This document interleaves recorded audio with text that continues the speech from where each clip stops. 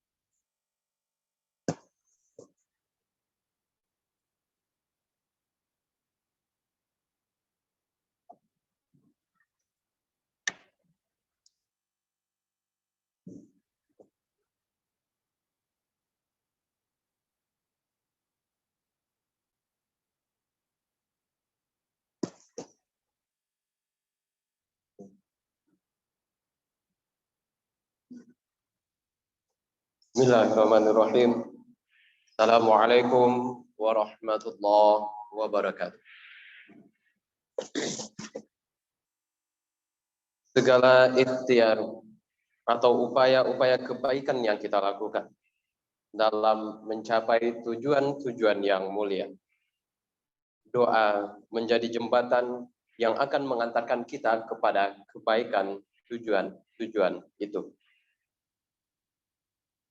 Dengan doa kita berharap dan meminta kepada Allah Subhanahu wa Ta'ala, Tuhan yang Maha Kuasa, agar kegiatan kita pada pagi hari ini mendapat berkah dan menjadi amal ibadah bagi kita semua. Maka dari itu, izinkan saya untuk memimpin doa dalam agama Islam dan bagi saudara-saudara agama lain agar menyesuaikan. A'udzu billahi minasyaitonir rajim. Bismillahirrahmanirrahim. Alhamdulillahi rabbil alamin. Hamdan syakirin, hamdan naimin, hamdan yuwafi ni'amahu wa yukafi'u madidah. Ya Rabbana lakal hamdu kama yanbaghi li jalali wajhikal karimi wa 'azimi sultanik. Allahumma salli ala sayyidina Muhammad wa ala alihi wa sahbihi ajma'in. Allahumma ighfir lana dhunubana wa dhunuba walidina warhamhuma kama rabbayana shighara. Rabbana taqabbal minna salatana wa siyamana wa ruku'ana wa sujudana wa qu'udana wa tadarru'ana wa takhashu'ana wa ta'abbudana wa tammim takfirna ya Allah ya Rabbal Alamin. Ya Allah, ya Tuhan kami, dengan tangan menengadah memohon kepadamu, ampuni dosa-dosa kami, ampuni dosa-dosa ibu dan bapak kami, ampuni dosa-dosa para pahlawan kami, dan ampuni dosa-dosa pemimpin-pemimpin di negeri ini. Ya Allah, ya Tuhan kami, pemilik alam semesta yang maha mengetahui seluruh kejadian di atas bumi, dengan hati yang suci dan niat yang murni, kami memohon keberkahan atas kegiatan seminar pada hari ini. Engkau yang mengetahui segala pengetahuan, dan yang berkuasa kepada siapa pengetahuan itu diberikan. Maka kami meminta kepadamu untuk diberikan segenap pengetahuan itu untuk mengimani sebagian tanda-tanda kebesaran-Mu. Ya Allah, ya Tuhan kami, tiada kuasa yang dapat kami lakukan tanpa kuasa-Mu. Tiada pengetahuan yang dapat kami peroleh tanpa izin-Mu.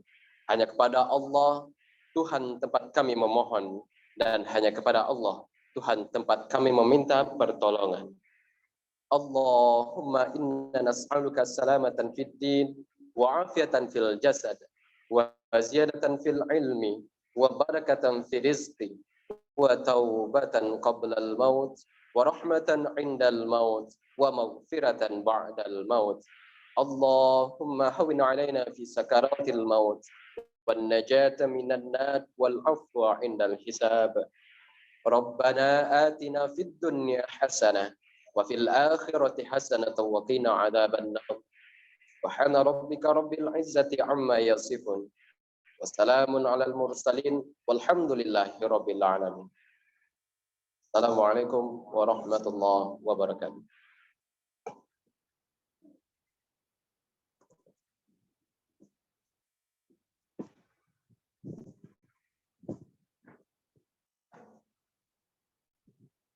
Bapak dan Ibu hadirin sekalian, pada seminar nasional hari ini terdapat dua sesi, di mana masing-masing sesi akan diisi oleh dua pembicara. Pada sesi pertama akan diisi oleh Profesor Dr. Emil Salim dan Ibu Suryata Afif PhD. Sesi kedua atau sesi siang akan diisi oleh Insinyur Dr. Prince Nafius dan Dr. Ardiris Abai. Setelah dua sesi berakhir, tim Workbox akan melakukan round table discussion di ruangan terpisah, dan acara akan diakhiri dengan penyampaian rumusan hasil diskusi oleh Ketua Tim Workbox. Bapak dan Ibu hadirin sekalian, selanjutnya laporan Ketua Panitia Seminar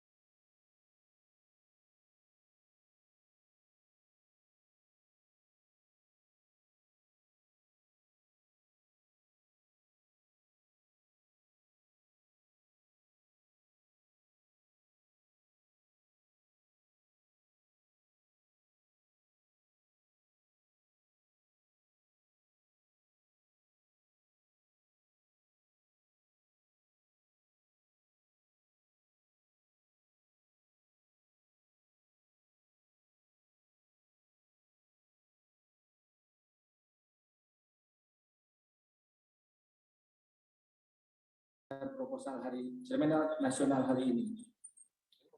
Puji syukur kita panjatkan kepada Allah Subhanahu wa taala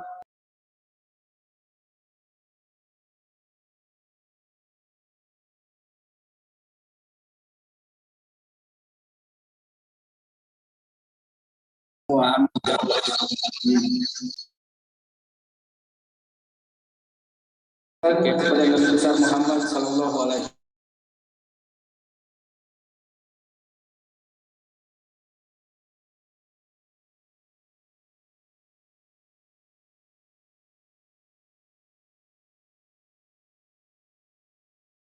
dan solusi.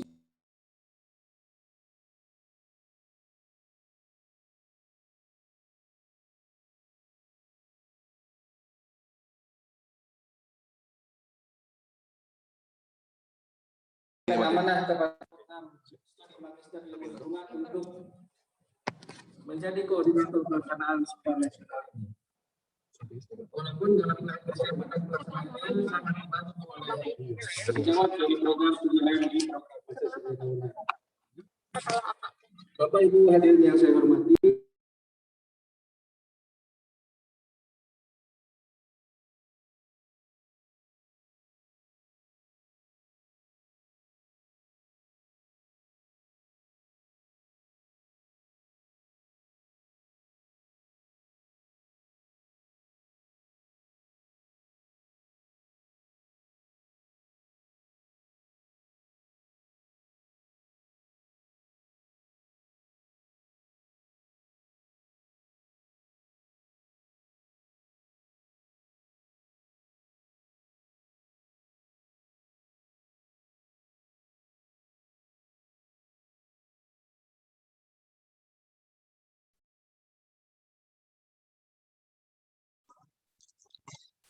Kok orangnya cuma dikit, Pak?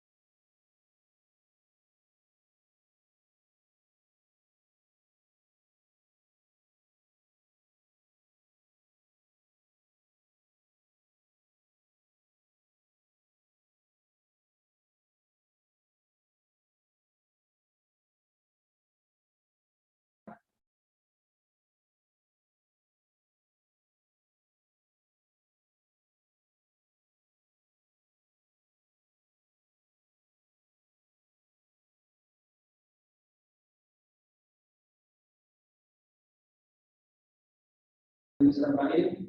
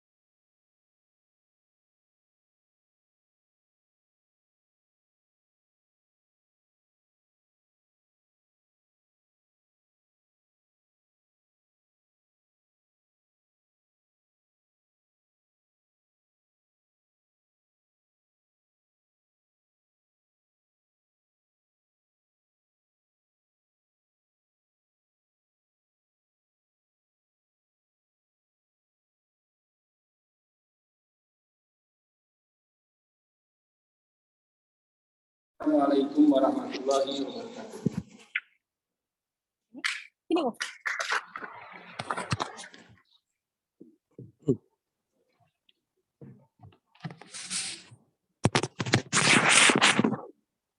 Bapak dan Ibu hadirin sekalian, selanjutnya kata sambutan dari Direktur Program Pasca Sarjana Universitas Andalas kepada Bapak Profesor Dr. Rersos Nursyirwan Effendi, dipersilahkan.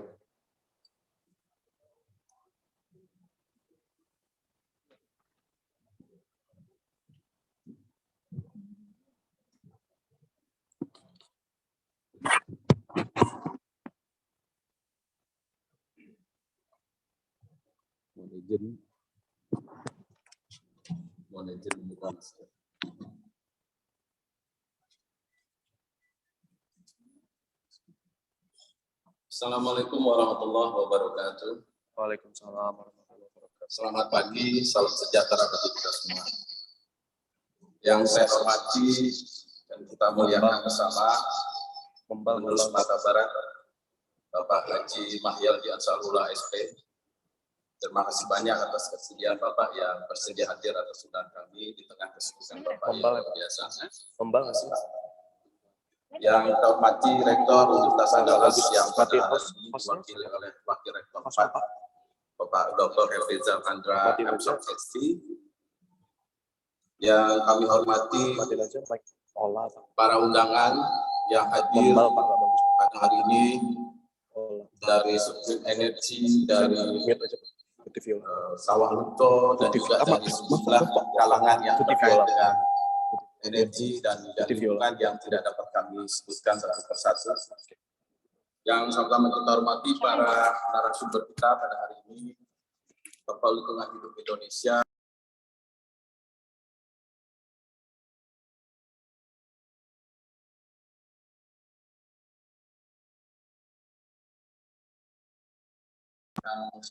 banyak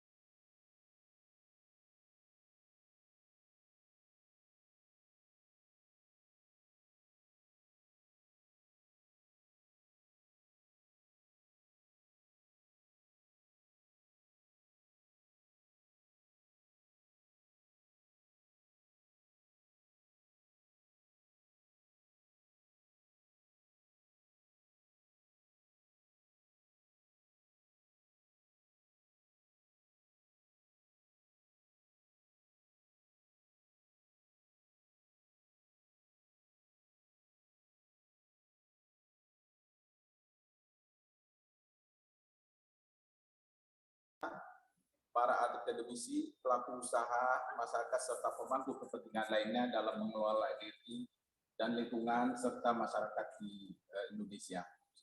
Hasilnya adalah strategi akan bisa kita ciptakan untuk meningkatkan porsi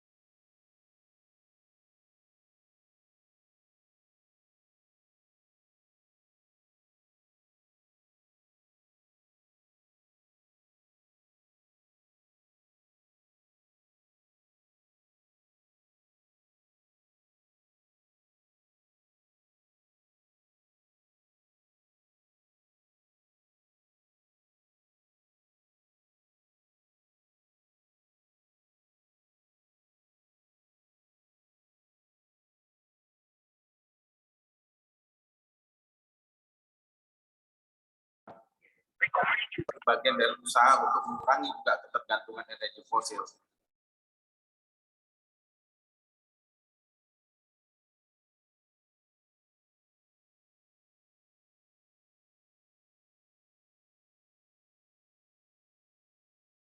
Ini kita yang kita alami sekarang, maka jangan jumlah energi fosil yang terbatas, maka kita perlu memicu dan juga mengembangkan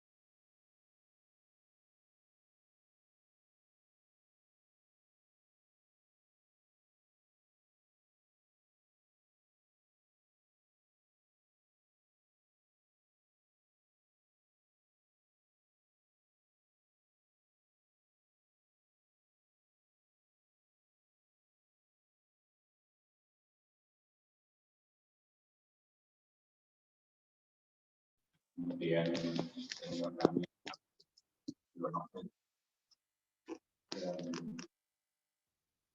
dan tentunya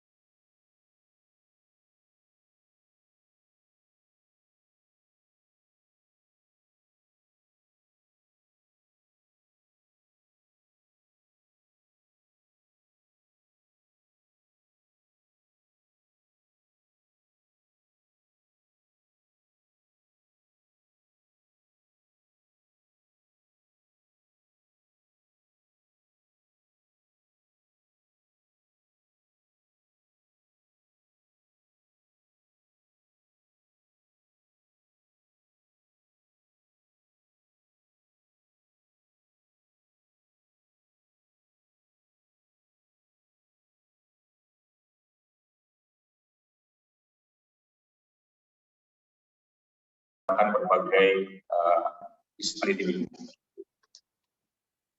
dan tentu itu sangat sejalan dengan rencana strategis dari Nusantara ke depan lebih berarah untuk mengembangkan program-program studi pasca. Kita masih memiliki populasi mahasiswa yang relatif kecil ya, ke depan tentunya sesuai dengan arah daripada kemana yang diberikan melalui BPPH menjadi riset suaranya dari sini, Bu. Dan tentunya pasca yang ke depan menjadi faktor penting bagi Nusantara. Bapak Ibu yang kami hormati, tentu dari bidang ini kita berharap muncul gagasan-gagasan yang berkaitan dengan berbagai hal ya, mulai dari policy, kebijakan, kemudian juga inovasi-inovasi di bidang teknologi, juga berbagai hal berkaitan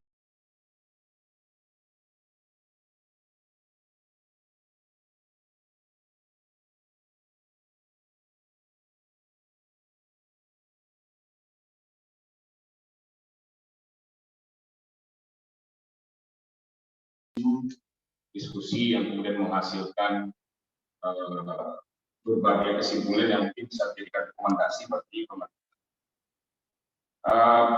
Kalau kita lihat arah daripada pengembangan renewable energy di negara kita sudah jelas, kita sudah punya blueprint bahwa ke depan diharapkan renewable energy ini menjadi semakin meningkat peranannya di dalam supply energi nasional.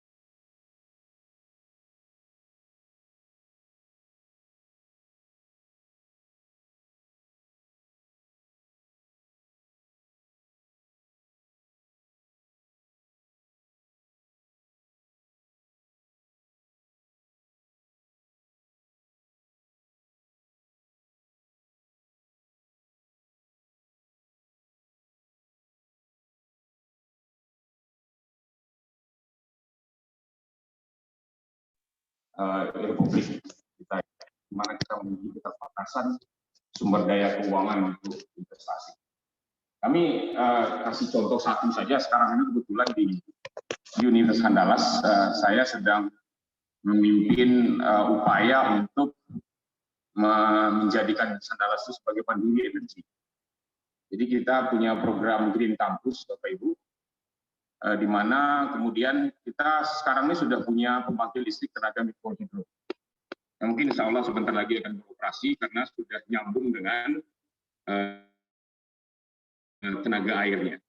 Kemudian sekarang ini kami juga sedang menginisiasi kerjasama dengan sebuah perusahaan ya, BUMN, menjajaki kerjasama dalam kaitannya memanfaatkan atap-atap di kampus Universitas Andalas. Kita merencanakan untuk menggunakan pembangkit listrik tenaga surya. Sekarang ini sedang kita lakukan kajian-kajian teknis, sudah berdiskusi, ada tim teknis yang kami bentuk untuk kemudian berdiskusi secara teknis bagaimana kemudian investasi dilakukan untuk pengembangan pembangkit listrik tenaga surya di Universitas Andalas. Itu dari potensi atap saja kita bisa menghasilkan sekitar 0,7 kW, 0,7 kilowatt ya, jadi hampir 1 mega. Nah, tetapi setelah kita hitung-hitung Bapak Ibu, ini sebagai gambaran saja, penghematan, mungkin sekarang ini kan pembeli tunggalnya kan PLN.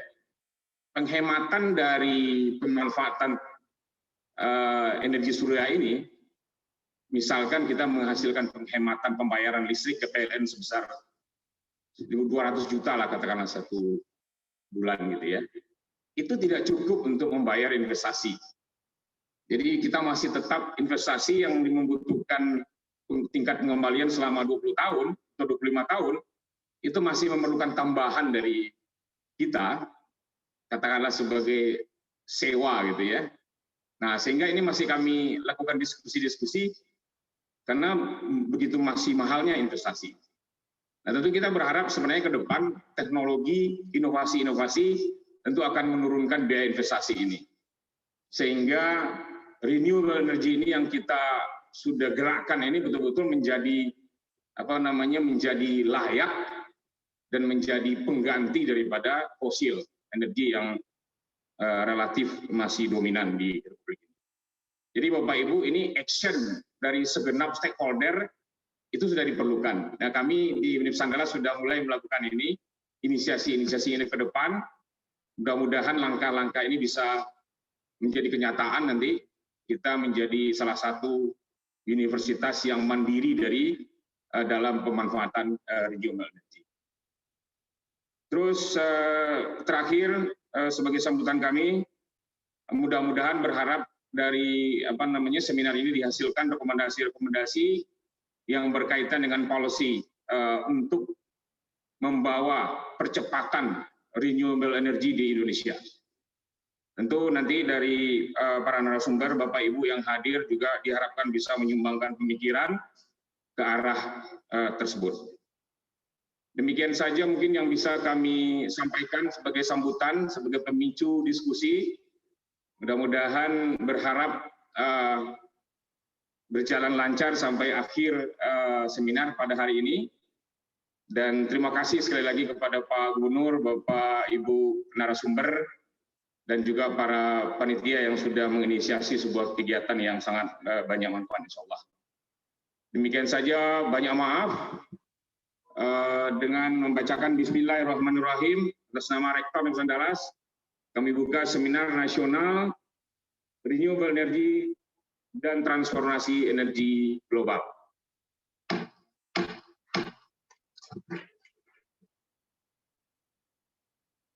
Demikian, banyak maaf, wabillahi taufiq wal hidayah. Assalamualaikum warahmatullahi wabarakatuh.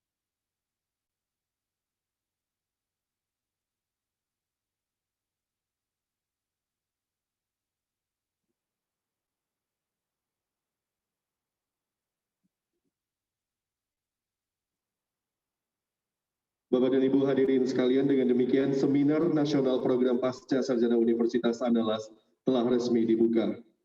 Selanjutnya, sesi keynote speaker, marilah kita dengarkan pidato dan arahan tentang kebijakan pemanfaatan energi baru dan terbarukan di Provinsi Sumatera Barat oleh Gubernur Provinsi Sumatera Barat kepada Bapak Haji Mahyildi Ansarullah SP dipersilahkan.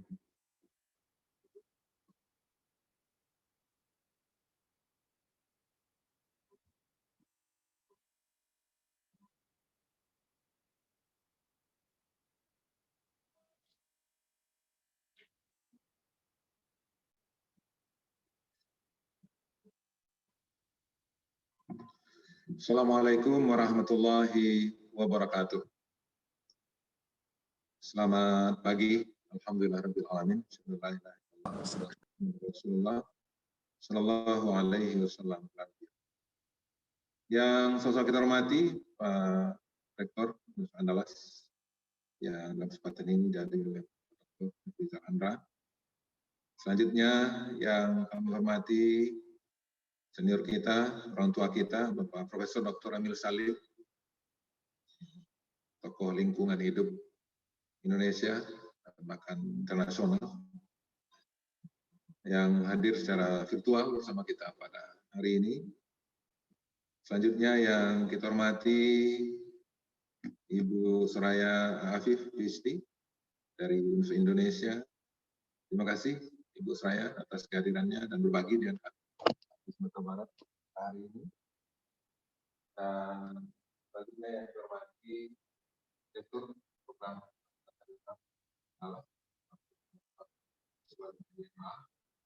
dan juga para sumber yang lain bagi dengan kita Insinyur Yusufin Virus dan Bapak Dr. Adil Sambaik dan juga bagi dengan kita dan selanjutnya Bapak Ibu Kepala Dinas SDM serta hadir pada hari ini dan khusus kepada panitia dan buat apresiasi itu sering-sering saya cari biar kita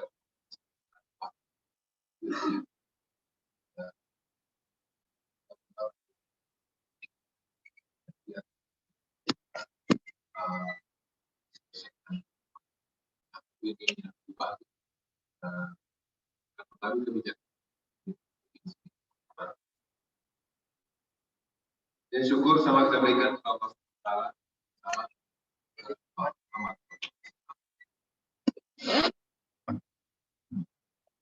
Provinsi Sumatera Barat dianugerahi letak dengan sumber daya alam yang berlimpah dengan luas wilayah 2.200 dan dialiri oleh garis khatulistiwa.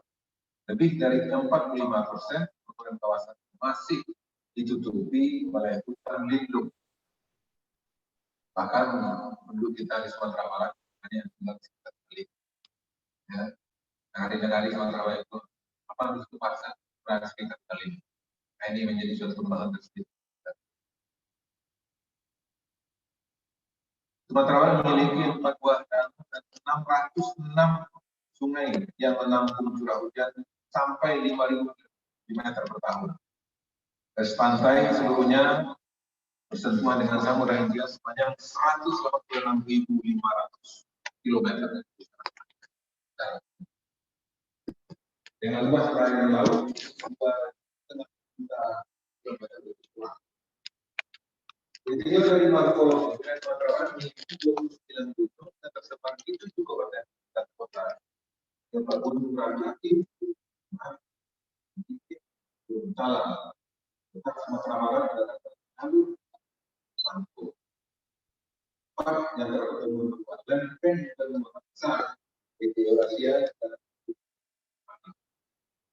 dengan kondisi geografis yang seperti ini, membuat Sumatera Barat memiliki potensi kepemilikan yang sangat besar. Di posisi antara lebih di antara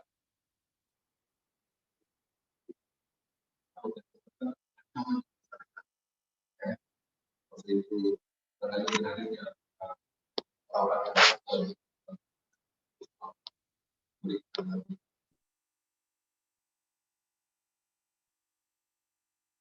seperti energi air, panas bumi, bioenergi, energi surya, angin, dan lain-lain. Sumatera memiliki potensi sumber daya air sebesar 1.100 megawatt, panas bumi 1.705 megawatt, biomas 923,1, surya 5.800 megawatt, dan angin 400. Dengan potensi energi terbarukan demikian besar, maka bumi Sumatera telah dikatakan sebagai lumbung energi yang rekor kita sesuai dengan cara berakhir. Dan memang pikiran kita sudah sejalan dengan kata itu.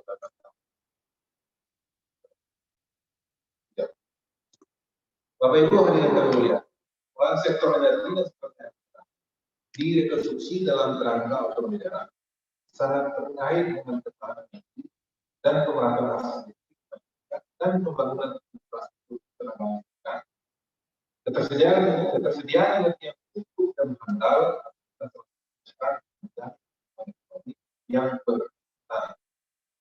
Rencana Umum Energi Nasional telah menjalankan dan merencanakan pelaksanaan kebijakan nasional yang bersifat lintas sektor untuk mencapai sasaran kebijakan nasional yang bertujuan untuk meningkatkan ketahanan dan kemandirian energi. Ketahanan energi adalah suatu kondisi terjaminnya ketersediaan energi, akses masyarakat terhadap energi, dan pada harga yang terjangkau dalam jangka panjang dengan tetap memperhatikan perlindungan terhadap hidup. Sedangkan kemandirian energi adalah terjaminnya ketersediaan energi dengan memanfaatkan semaksimal mungkin potensi dari sumber daya di dalam negeri. Energi tentu harus dikelola berdasarkan asas kemanfaatan, rasionalitas, efisiensi, berkeadilan, peningkatan nilai tambah, keberlanjutan, kesejahteraan masyarakat, pelestarian fungsi lingkungan hidup, ketahanan nasional, dan keterpaduan dengan mengutamakan kemampuan nasional. Oleh karena itu, pemerintah Provinsi Sumatera Barat juga telah menyusun Rencana Umum Energi Daerah. Jadi kita punya perda, yaitu Perda nomor 11 tahun 2019 tentang Rencana Umum Energi Daerah 2019-2050.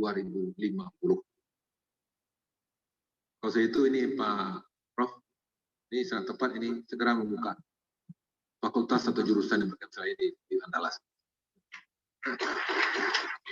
Kita sudah punya rencana. Ini artinya Andalas hadir dan kemudian permasalahan kita akan bisa terjawab. Rencana Umum Energi Daerah disusun bertujuan untuk melihat kebutuhan akan permintaan energi serta ketersediaan energi di alam untuk masa kini dan masa mendatang. Pengelolaan energi pada masa kini tentunya harus dibuat secara sistemik dan terperinci sehingga di masa mendatang suatu daerah tidak perlu melakukan impor energi. Perlu adanya kemandirian energi dan ketahanan energi pada suatu daerah agar dapat tetap memenuhi kebutuhan energi bagi seluruh masyarakatnya. Bapak Ibu hadirin yang berhadir, selama ini ketergantungan kita terhadap sumber energi primer fosil sudah harus segera dikurangi. Mengingat ketersediaan sumber daya tersebut terutama ketersediaan minyak bumi. Oleh karenanya, diversifikasi energi adalah sebuah keniscayaan yang harus dilakukan oleh pemerintah dengan mengembangkan potensi-potensi renewable energy dalam memenuhi sisi penyediaan. Dalam Rencana Umum Energi Daerah Provinsi Sumatera Barat telah ditetapkan salah satu tujuan pembangunan energi daerah adalah tercapainya diversifikasi energi baru terbarukan. Dan salah satu sasaran pembangunan energi daerah adalah terciptanya pemanfaatan energi baru terbarukan pada bauran energi primer sebesar 51,7% di tahun 2005 dan 70,9% di tahun 2050 nantinya. Target ini jauh lebih tinggi dari target Rencana Umum Energi Nasional, di mana pada tahun 2025 penggunaan energi terbarukan pada bauran energi primer nasional ditarget hanya sebesar 23%. Jadi kita akan berikan terbaik untuk Indonesia ini, Pak. Nah, karena memang cita-cita kita, bahwasanya kita Sumatera Barat harus berikan terbaik untuk negara kesatuan Republik Indonesia. Ini moto Semen Padang ini, Pak. Ya, kita berbuat sebelum orang lain memikirkan. Nah, terima kasih. Pada tahun 2020, penggunaan energi terbarukan pada bauran energi primer Sumatera Barat telah mencapai 27,72%. Dari tahun yang lalu itu capainya sudah 7,42%. Bauran ini lebih tinggi dari total penggunaan energi terbarukan secara nasional yang baru mencapai 11,2% di tahun yang sama. Nah, jadi Ibu Soraya, ini kita di Sumatera Barat ini dari Ibu ini mohon dukungan lebih cepat lagi, Bu, sehingga kontribusi kita untuk nasional akan lebih tinggi ke depan. Dari sisi pembangkit listrik, capaian porsi pemanfaatan energi terbarukan telah mencapai 54,90%. Porsi terbesar dari pemanfaatan tenaga air sebesar 56,08%, pembangkit listrik tenaga panas bumi sebesar 18,8%, pembangkit listrik tenaga biomasa sebesar 15,86%, sisanya berupa pembangkit listrik tenaga mini, mikro, hidro, dan tenaga surya. Capaian-capaian tersebut tentunya merupakan sebuah prestasi yang membanggakan bagi kita semua masyarakat Sumatera Barat. Jadi itu kami terima kasih kepada para rektor dan juga tinggi akademisi dan juga pemerhati lingkungan dan kemudian juga seluruh pihak yang pasti capaian ini bisa kita hadirkan karena dukungan dari Bapak Ibu semuanya.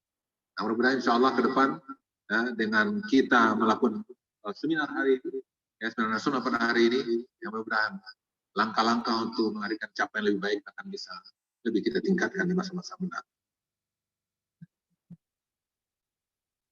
Capaian-capaian tersebut tentunya merupakan sebuah prestasi yang membanggakan bagi kita semua masyarakat Sumatera Barat. Harus terus dipertahankan dan ditingkatkan sehingga penyediaan energi di Sumatera Barat sejalan dengan azas kelestarian fungsi lingkungan dan bahwa Sumatera Barat adalah lumbung energi hijau. Untuk itu, pemerintah Provinsi Sumatera Barat telah menetapkan peningkatan pemanfaatan energi terbarukan pada bauran energi daerah sebagai salah satu sasaran pendukung untuk mewujudkan misi ke-6 pemerintahan Provinsi Sumatera Barat, yaitu meningkatkan pembangunan infrastruktur yang berkeadilan dan berkelanjutan. Nah, ini Pak, ini sudah kita tuangkan dalam RPJMD kita. Dan salah satu misi kita, itu misi yang ke-6, yaitu pembangunan infrastruktur yang berkeadilan dan berkelanjutan. Nah, makanya adalah maka dari lingkungan.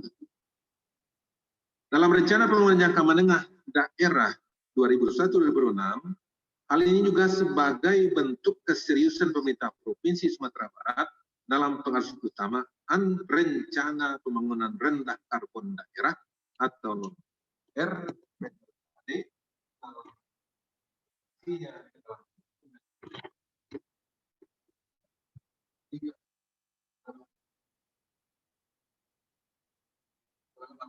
Ada visi kita adalah yaitu wujudnya Sumatera Barat pun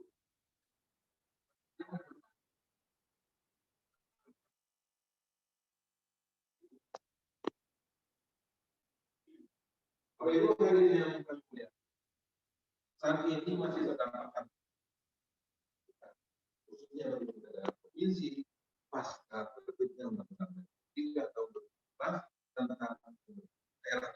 Undang-undang ini memberikan kewenangan yang sangat terbatas bagi pemerintah provinsi dalam pengembangan energi terbarukan. Pembatasan kewenangan ini menjadi sebuah kontradiksi dengan amanat undang-undang sektoral seperti Undang-Undang Nomor 30 Tahun 2007 tentang energi, bahwa dituntut secara tegas peran serta pemerintah provinsi dalam pengelolaan energi secara luas. Jadi ini hambatan-hambatan kita, hambatan aturan, ya, sehingga untuk gerak kita agak terbatas. Kita punya keinginan, ya, tapi ada batasan-batasan.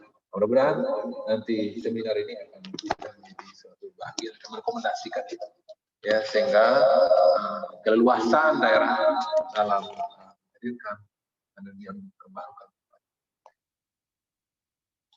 Tantangan lainnya adalah bahwa harga terbarukan masih belum kompetitif. Jadi kita akan terjangkau oleh rakyat, tapi ini perlu menekan pembiayaan. Pembangkit listrik non energi terbarukan seperti pembangkit batubara masih beroperasi dan penyediaan listrik di Sumatera Barat sudah oversupply. Serta sisi pendanaan juga masih menjadi tantangan tersendiri. Jadi itu butuh percepatan terhadap pemanfaatan lokal resources yang ada di Sumatera Barat agar sumber daya alam yang ada dapat segera mensejahterakan masyarakat. Untuk mewujudkan cita-cita ini tentu dibutuhkan sinergi yang kuat dari semua pihak dan perlukan kesungguhan dan perjuangan tinggi agar potensi tersebut dapat sebesar-besarnya untuk seluruh masyarakat masa kini dan pada masa. Bapak Ibu hadirin di dan ini bentuk dari kita bersama masyarakat berkembang barukan di Sumatera Barat untuk terwujudnya Sumatera Barat Madani yang hidup dan terima kasih Pak Rektor, terima kasih semua yang hadir dan bagi pesertanya.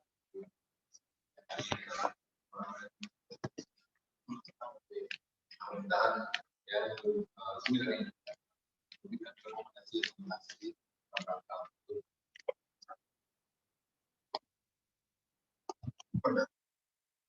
semua. Demikian Bapak Ibu, maaf berkurang mungkin yang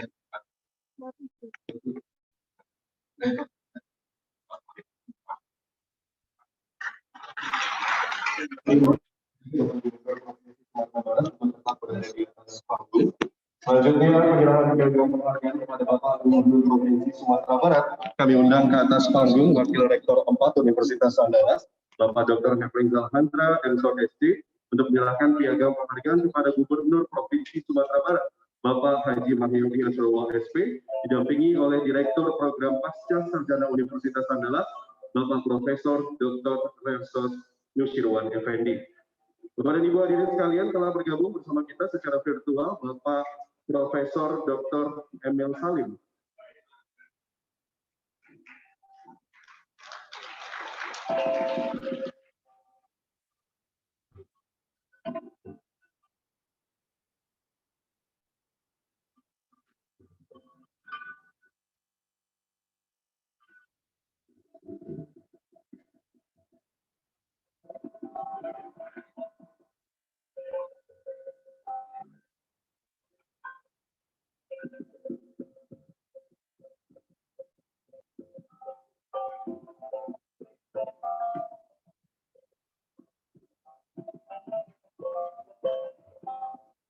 Terima kasih kami ucapkan kepada Gubernur Provinsi Sumatera Barat Bapak Haji Mahyudi Ansarullah SP yang sudah memberikan arahan tentang kebijakan pemanfaatan energi baru dan terbarukan di Provinsi Sumatera Barat. Kepada Bapak Gubernur Provinsi Sumatera Barat, Wakil Rektor 4 Universitas Andalas dan Direktur Program Pasca Sarjana Universitas Andalas, kami persilakan untuk kembali ke tempat.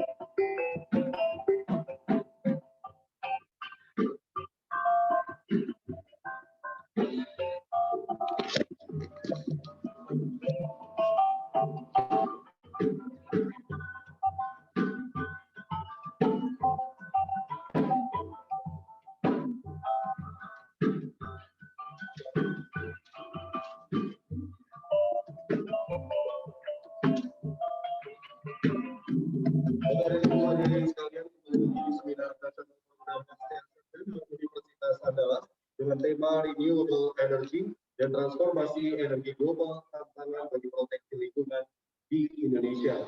Ini saatnya kita masuk ke sesi pertama.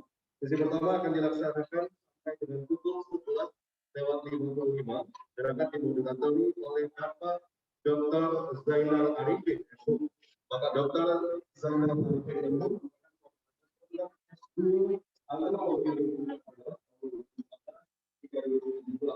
lulusan S3 Antropologi dan Pengembangan beliau memiliki banyak publikasi kerja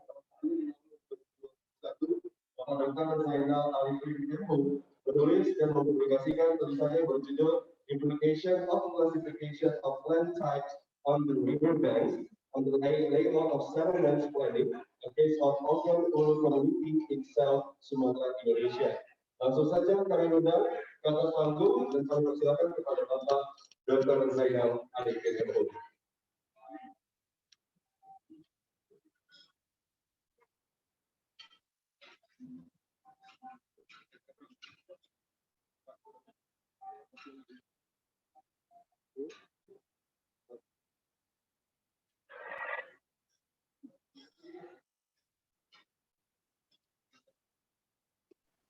Udah.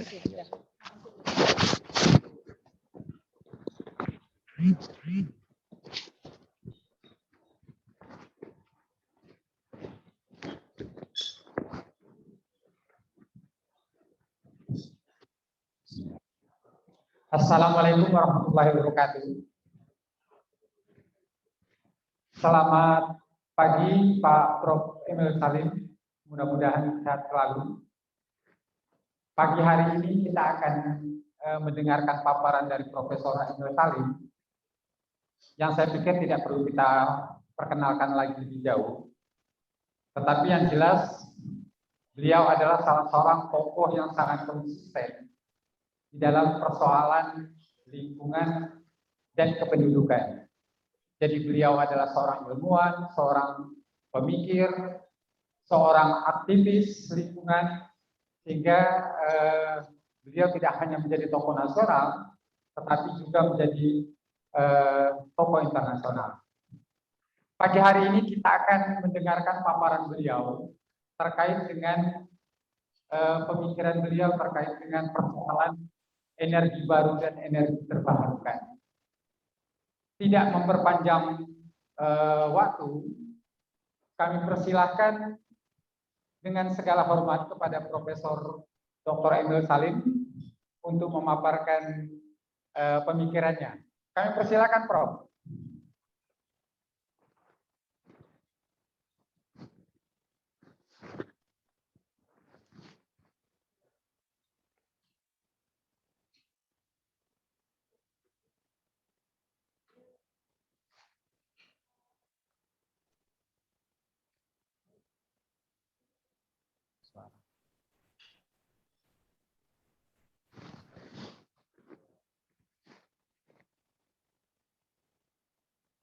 Suaranya belum terdengar ini, Prof.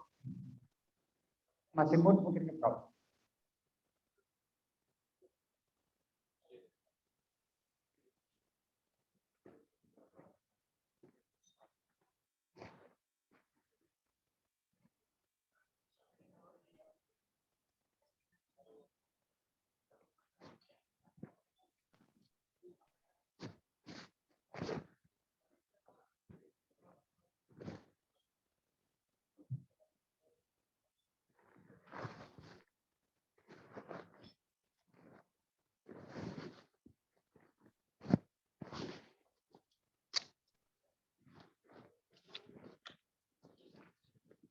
Maaf, saudara. Maaf, saudara ini. Mic yang salah.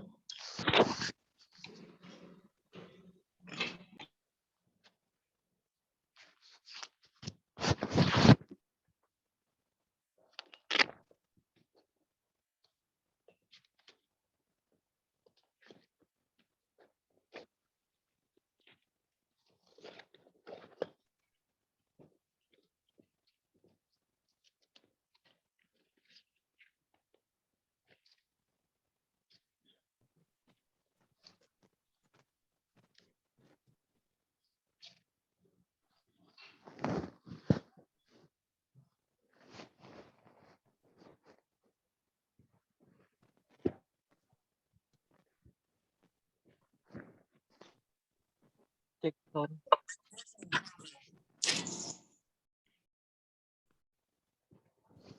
Pak Emil Salim, suara Bapak belum keluar dari panitia kami di sini.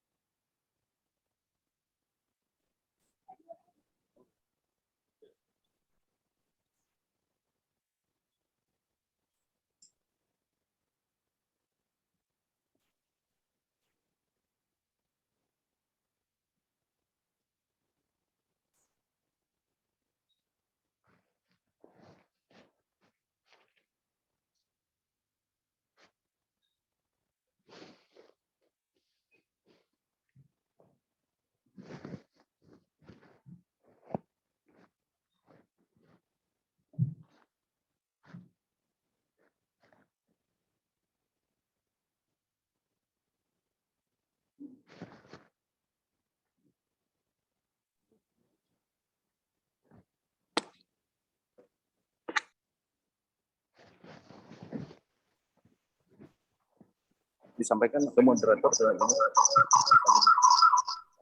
belum tentu.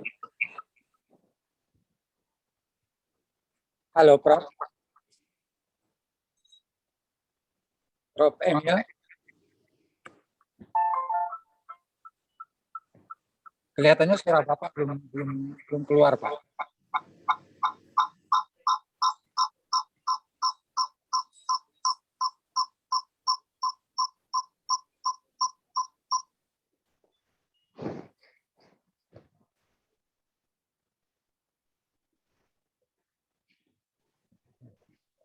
Pak kawan. Dari sana kelihatannya.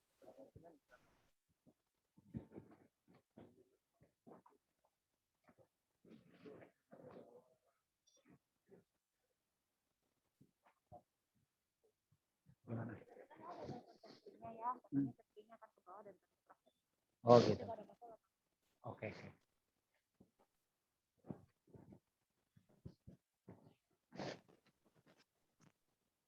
Ini speaker asli. Halo.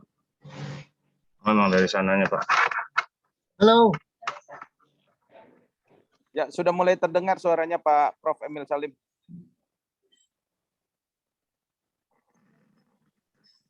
Gimana, Pak? Ya, sekarang sudah terdengar. Oh, udah. Ya, Pak.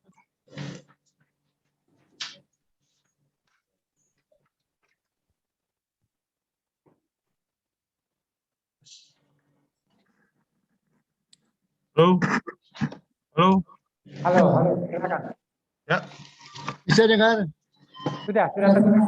Sudah dengar, Pak. Bisa. Halo. Halo. Ya. Halo, ya Prof. Bisa dengar sekarang? Bisa didengar Prof. Ya, baik. Kita mulai. Ya, silakan Prof. Ya, fokus. Bisa saya mulai sekarang? Ya, silakan Prof. Ya.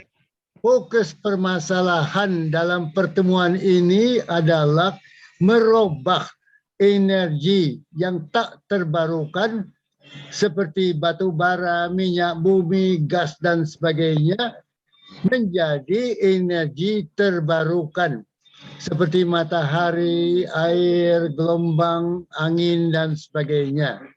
Mengapa? Karena energi yang tak terbarukan seperti batu bara, minyak bumi, gas, dan sebagainya selama puluhan tahun di bumi ini menghasilkan energi di satu pihak yang berguna bagi pembangunan perhubungan, energi, industri, dan sebagainya, karena berfaedah bagi pembangunan ekonomi, maka energi yang tak terbarukan, fossil fuel, energi minyak bumi dan batu bara, naik, tumbuh cepat sekali. Sedangkan alternatifnya energi yang terbarukan seperti energi matahari, angin, dan sebagainya tertinggal karena energi yang tak terbarukan batu bara melimpah di tanah air termasuk Sumatera Barat dan murah, sedangkan dunia harganya tinggi. Sehingga di masa COVID sekarang ini harga batu bara baik untuk diekspor. Batu bara murah untuk pusat listrik tenaga uap. Maka berkembanglah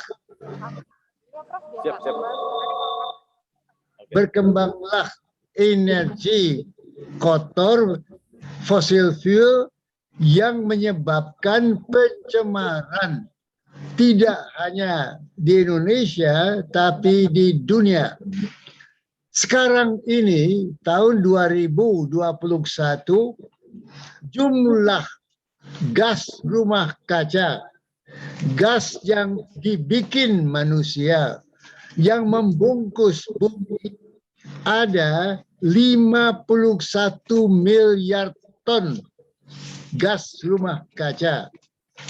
Akibat begitu banyaknya gas rumah kaca itu termasuk CO2 dari batu bara, minyak bumi dan sebagainya, maka bumi semakin panas, seolah-olah ditutup oleh selimut dari gas rumah kaca itu, karbon dioksida dan sebagainya.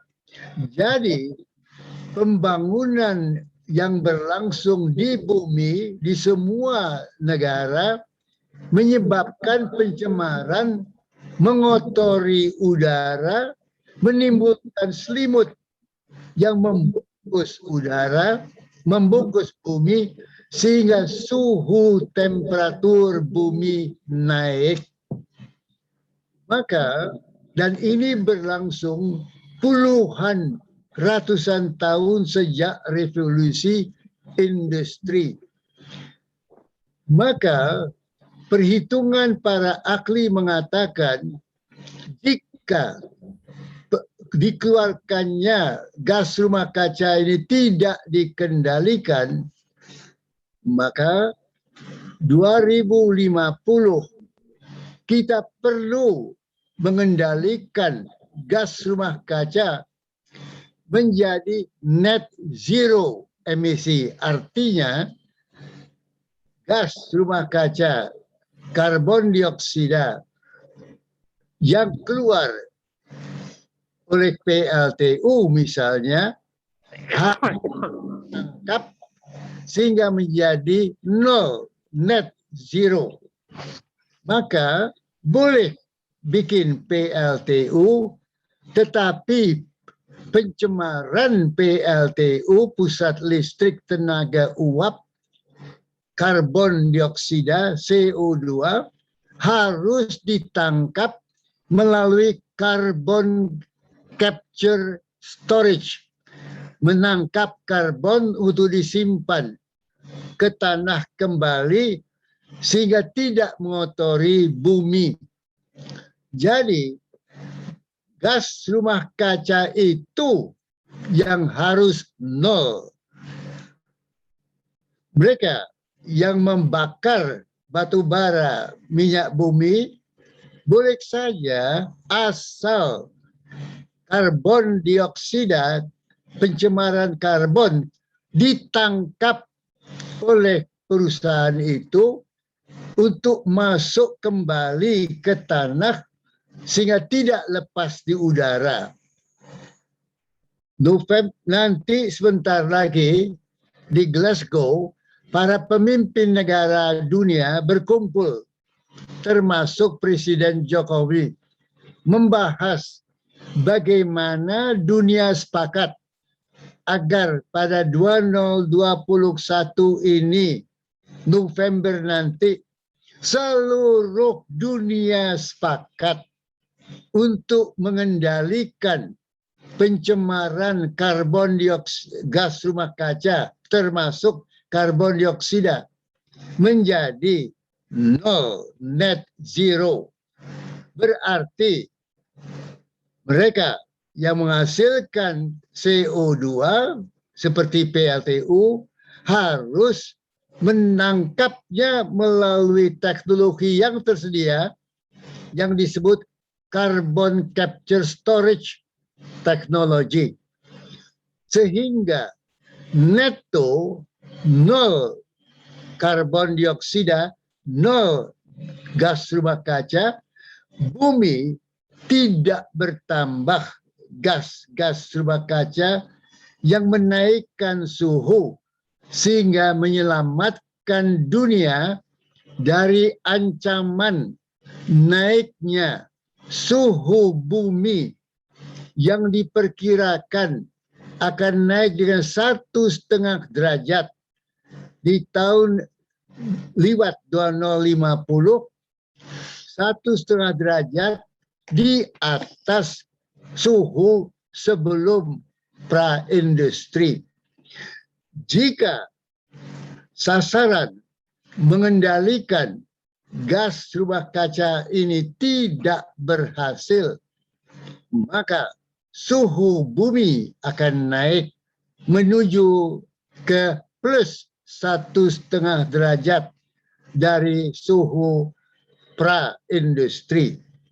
Akibatnya adalah bahwa negara kepulauan yang menderita, bukan Amerika Serikat yang kontinen, bukan RRT yang kontinen, bukan Eropa yang kontinen, tetapi negara kepulauan, khususnya Kepulauan Pasifik dan Republik Indonesia. Muka laut naik, air sungai di daratan tidak bisa masuk ke laut karena air muka laut, air terbanting kembali ke daratan menjadi banjir rob. Jika suhu terus berlanjut pada tahun-tahun depan setelah 2050 itu, maka ancaman bahwa pulau-pulau Republik Indonesia, pantai-pantainya tenggelam, ancamannya menjadi besar.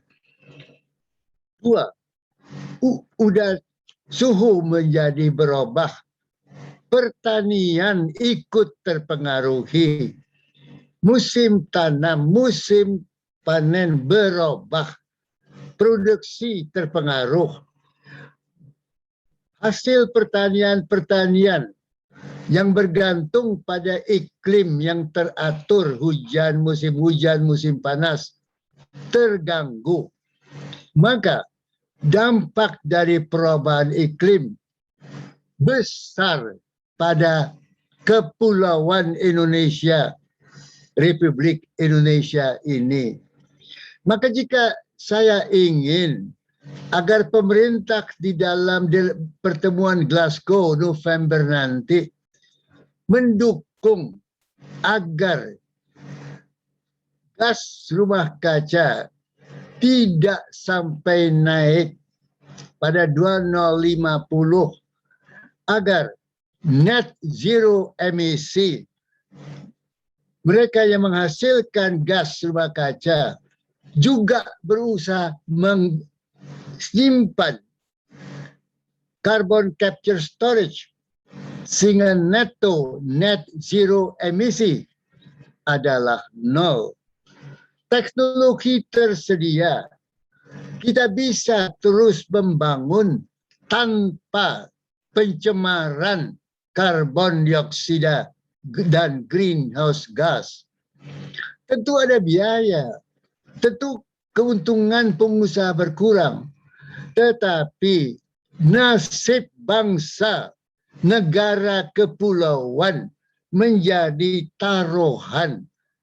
Apabila kita semua, baik pemerintah, partai, pengusaha, masyarakat, daerah, tidak committed, tidak sepakat untuk mengendalikan gas rumah kaca ini, nasibnya negatif untuk negara kepulauan Indonesia.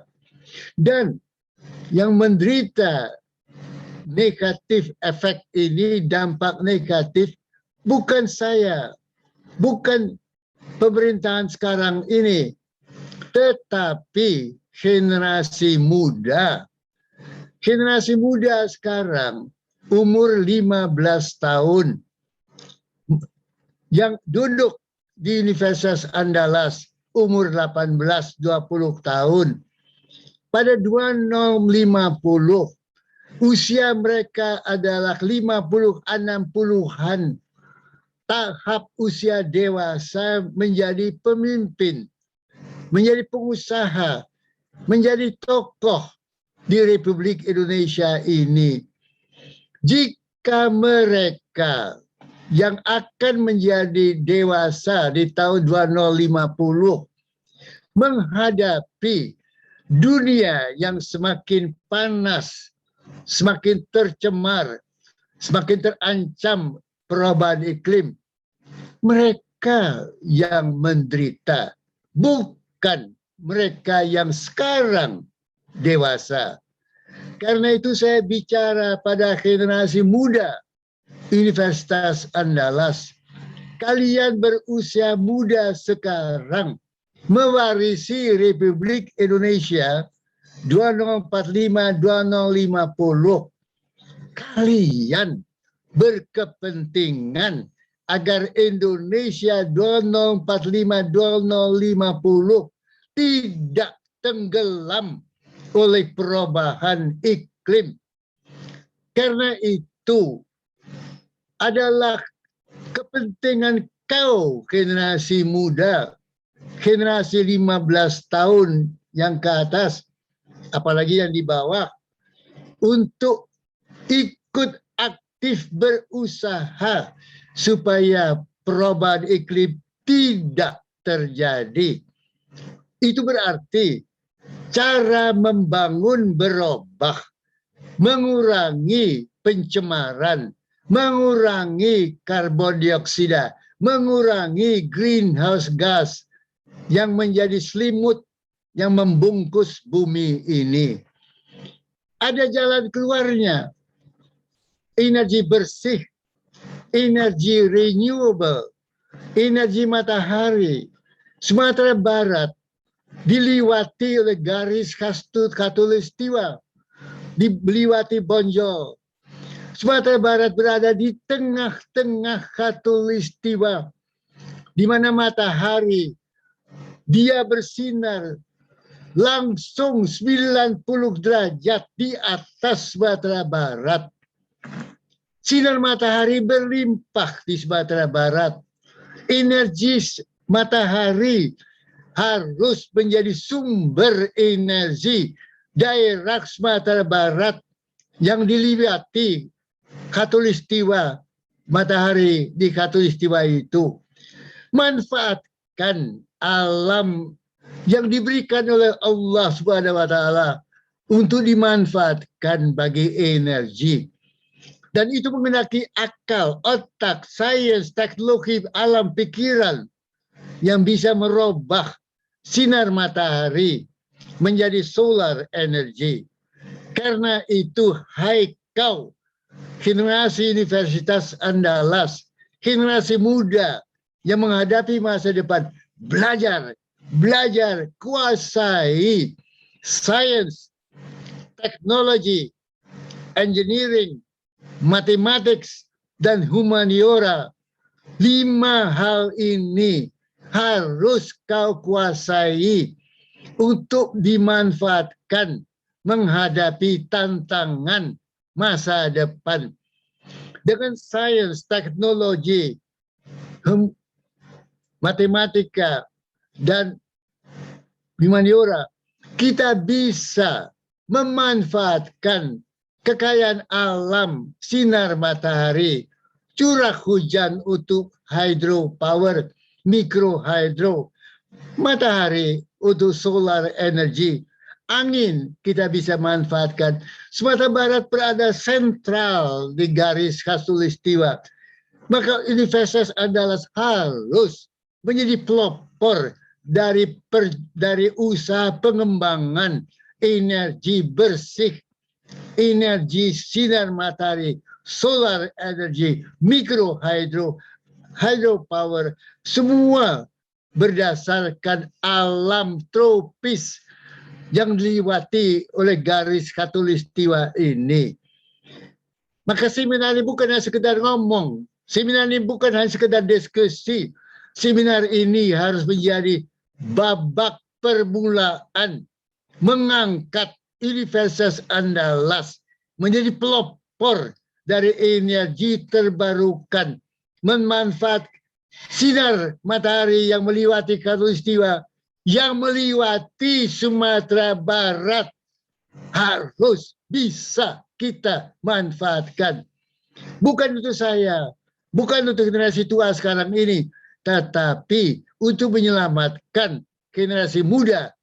Kau, anakmu, cucumu dari generasi muda ini harus kita selamatkan di 2045, di 2050, agar dunia dan Indonesia sepakat mengendalikan greenhouse gas emisi nol dengan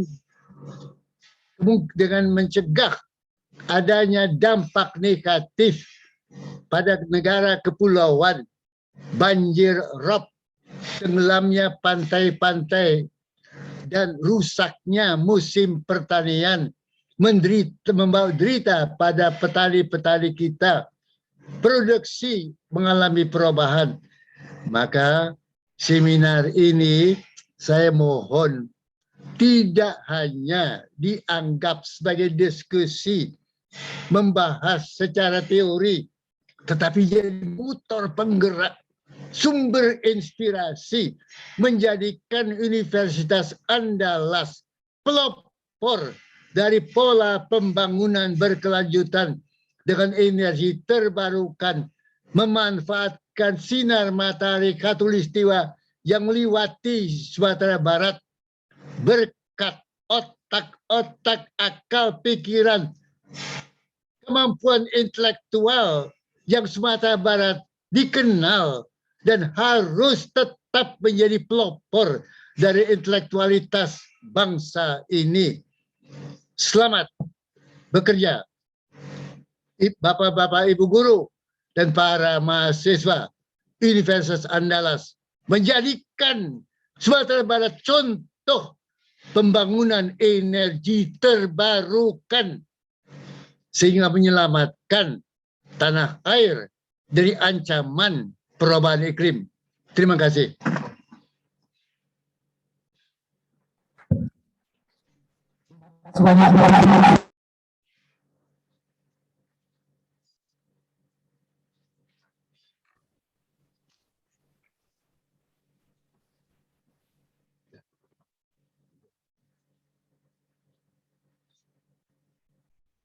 Terus.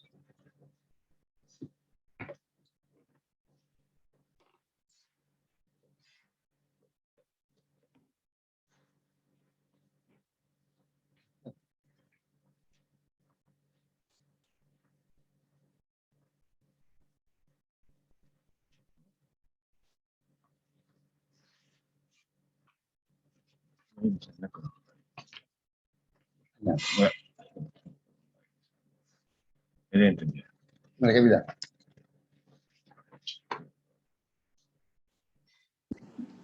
Assalamualaikum Pak Prof. Emil Salim. Apakah masih punya waktu untuk ada peserta yang bertanya, Pak? Apakah ada waktu untuk ada yang bertanya, Pak? Gimana, Pak? Ada yang bertanya bagaimana? Ya boleh, silakan ajukan pertanyaannya. Oke, terima kasih banyak Prof. Silakan kalau ada yang mau bertanya kepada Prof. Emil Salim. Ya, silakan. Silakan.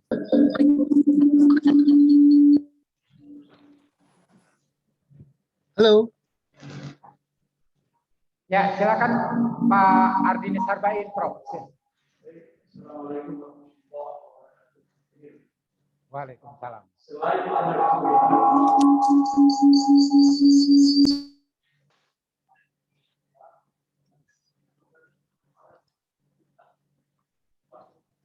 Apa pertanyaannya?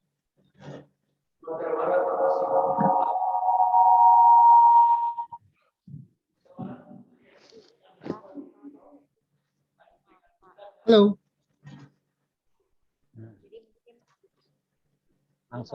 Langsung tutup. Ya, langsung tutup nanti. Coba ulang lagi, Pak. Iya.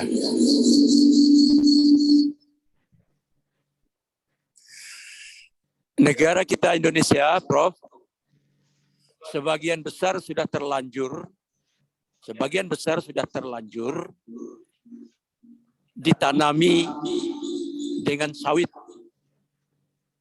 Sawit memang berpotensi untuk dikembangkan menjadi biofuel. Tetapi dampak dari perkebunan sawit ini menjadi amat mahal bagi kita di masa yang akan datang. Air kita semakin berkurang, sementara kemudian kemiskinan belum terentaskan. Kira-kira bagaimana pandangan Prof. Emil terhadap pengembangan industri sawit Indonesia di masa yang akan datang? Terima kasih, Prof. Emil. Jadi,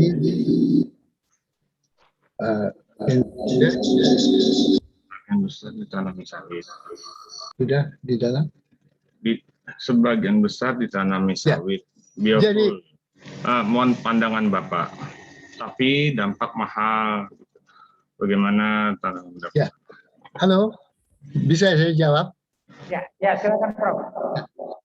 Jadi, jangan terpaku pada kondisi statis sekarang. Murid mahasiswa Universitas Andalas adalah masa depan. Maka yang bisa mengadakan perubahan adalah ilmu, sains, pengetahuan, dan kekayaan alam Sumatera Barat terletak di khatulistiwa dengan matahari yang melimpah yang belum dimanfaatkan. Mari kita melihat ke depan, jangan terkurung pada kondisi sekarang. Kita berhadapan dengan mahasiswa Andalas yang harus kita siapkan kemampuan sains, teknologi, engineering, mathematics, dan humaniora aja. Kita bergerak di dalam usaha mendidik anak muda ini. Jangan anak muda terpaku pada permasalahan hari ini.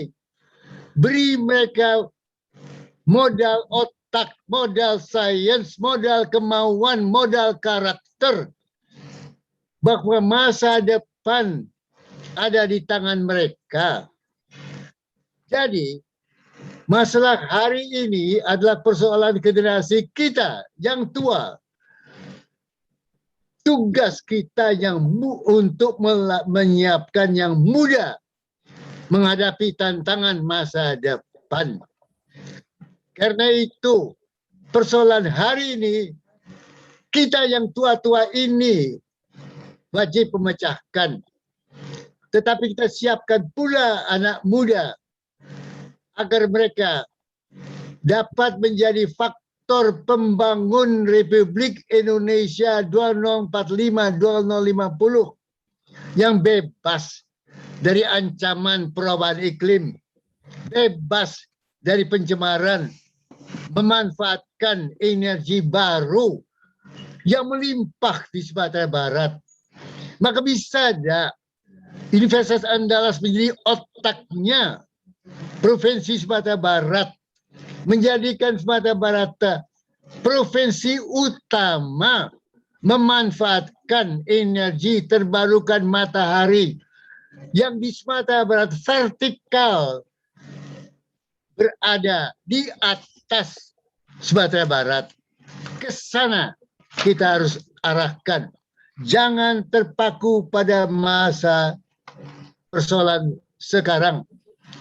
siapkan generasi muda menampung tantangan membawa Sumatera Barat ke tingkat yang lebih tinggi berkat energi terbarukan.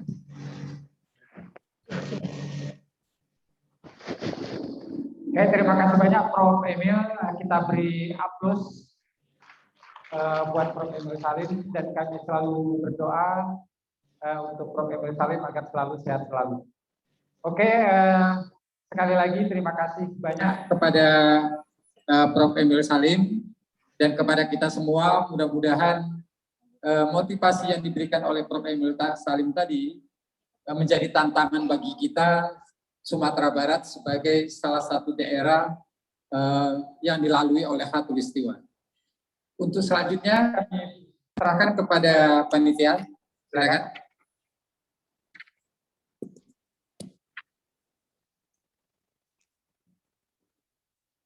Baik, terima kasih. Kami mohon kesediaannya Direktur Pasca Sarjana Universitas Andalas, Profesor Dr. Bersos Nusirwan Effendi untuk menyerahkan piagam penghargaan kepada Profesor Dr. Emil Salim secara virtual, dan kami mohon kesediaannya Bapak untuk memberikan juga dua patah kata. Bapak, dipersilakan. Assalamualaikum Prof. Emil Salim.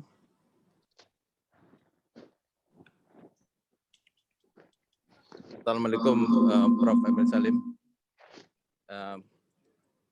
Izinkan saya Nusirwan Effendi Pak, atas nama Universitas Andalas dari program Pasca Sarjana ingin menyampaikan apresiasi dan penghargaan yang sangat tinggi kepada kesediaan Prof. Dr. Emil Salim telah menjadi salah satu narasumber kita pada Seminar Nasional Renewable Energy and Transformasi Energi Global di Universitas Andalas yang berlangsung di Kota Padang. Oleh karena itu kami ingin menyampaikan sertifikat secara online kepada Prof. Emil Salim. Mohon dapat diterima sertifikat ini, Pak. Ini telah tersampaikan secara online. Mudah-mudahan bisa melihat, Prof.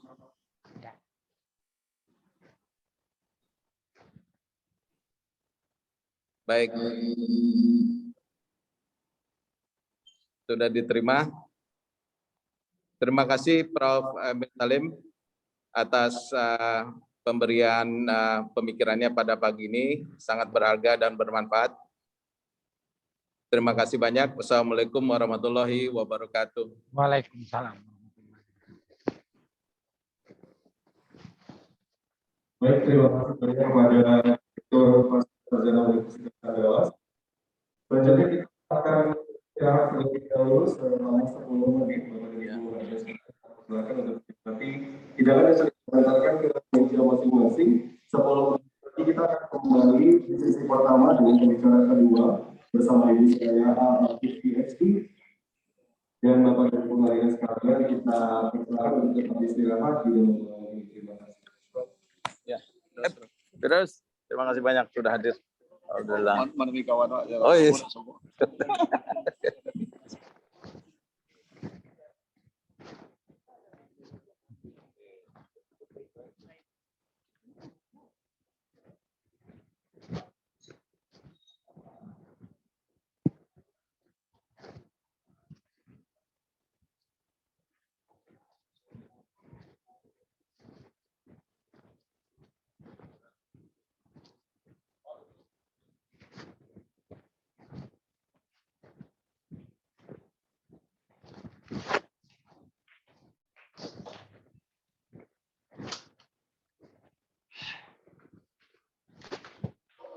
Ya Pak.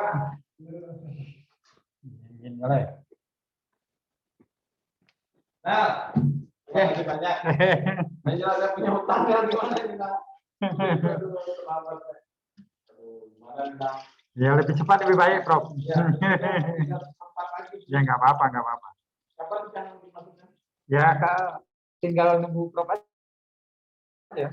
Oh gitu ya? Iya. Berarti kapan periodenya Oktober, November, Desember, Januari? Kalau memungkinkan ya nggak ada, ini dia tiap bulan kata, ini tiap bulan Pak. Nah, cuma kan takutnya itu kan peraturan kan berubah lagi. Ya kan? Ah, aco awak sapa Pak? Aco. Pasca ya.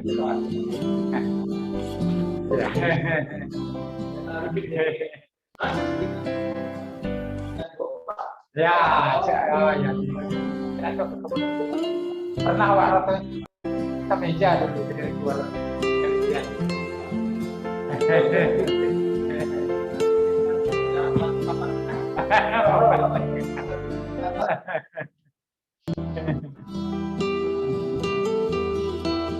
Iya, iya. Ya, ya, boleh. Ya, tersebut ya, rasanya barangkali ya, kemudian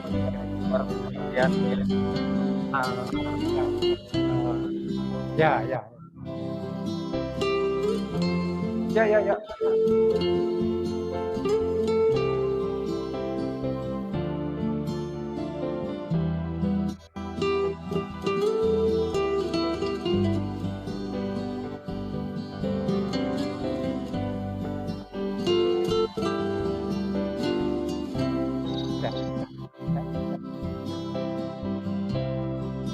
Oh ini.